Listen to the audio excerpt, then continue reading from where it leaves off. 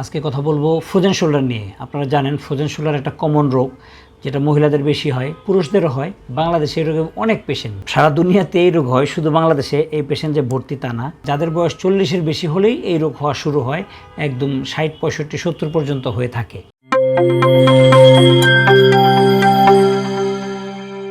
Frozen shoulder হচ্ছে shoulder জয়েন্টের একটা রোগ। যেমন এই যে আমাদের এই শোল্ডার জয়েন্ট দেখতে পাচ্ছেন, আমাদের দুই পাশে দুইটা জয়েন্ট থাকে শোল্ডার। এই শোল্ডার জয়েন্টের কাজ কি? ফ্লেকশন করা, এক্সটেনশন করা, অ্যাবডাকশন করা, ল্যাটারাল রোটেশন, মিডিয়াল রোটেশন করা, এই হলো শোল্ডার জয়েন্টের মুভমেন্ট। তো এই ফ্রোজেন শোল্ডার যখন হয়, এটা তো আপনারা জানেন যে একটা তীব্র ব্যথা এই রোগটার মধ্যে হয়। এটার অনেকগুলো কারণ আছে, আমি আজকে কারণ নিয়ে আলোচনা করব না। আজকে আমি শুধু জিনিসটা কি, ট্রিটমেন্টটা কি, এটা বলবো। এর আরেকটা নাম হচ্ছে অ্যাডহেসিভ ক্যাপসুলাইটিস। দ্যাট মিনস প্রতিটা জয়েন্টের মধ্যে ক্যাপসিউল থাকে। এই যে যেগুলো দেখতে পাচ্ছেন আপনারা, ক্যাপসিউল এরকম থাকে জয়েন্টের মধ্যে, জয়েন্টটাকে কাভার করে রাখে। এই ক্যাপসিউলটার মধ্যে ইনফ্লামেশনটা হয়, ক্ষতটা হয়। হওয়ার পরে আস্তে আস্তে আস্তে প্রথমে জয়েন্টে হয়, পরে মাসেলগুলো সহ ফিক্সড হয়ে যায়, টাইট হয়ে যায়।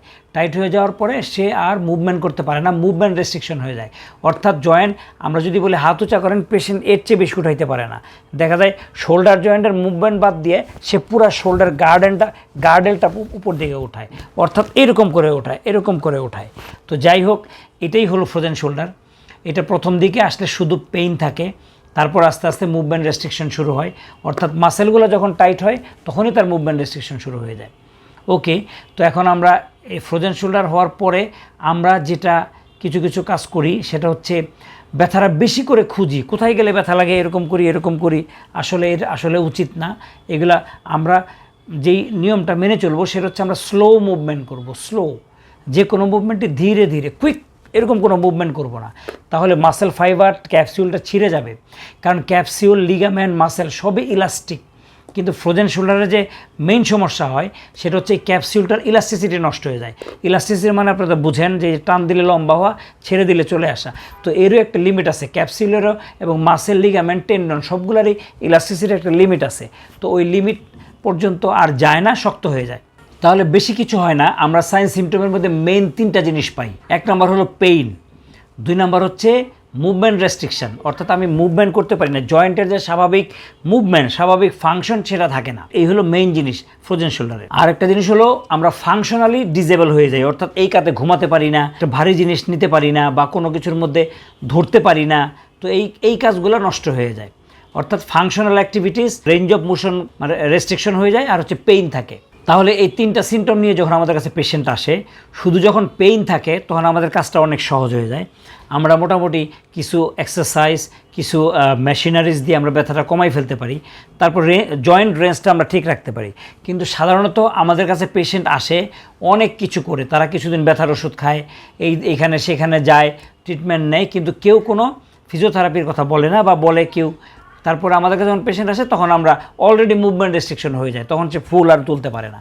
তখন আমাদের 2টা জিনিস নিয়ে কাজ করতে হয়, একটা হচ্ছে পেইন, আর একটা হচ্ছে মুভমেন্ট। তো 2টা জিনিস নিয়ে যখন কাজ করতে হয় তখন আমাদের চিকিৎসাটা একটু জটিল হয়ে যায়।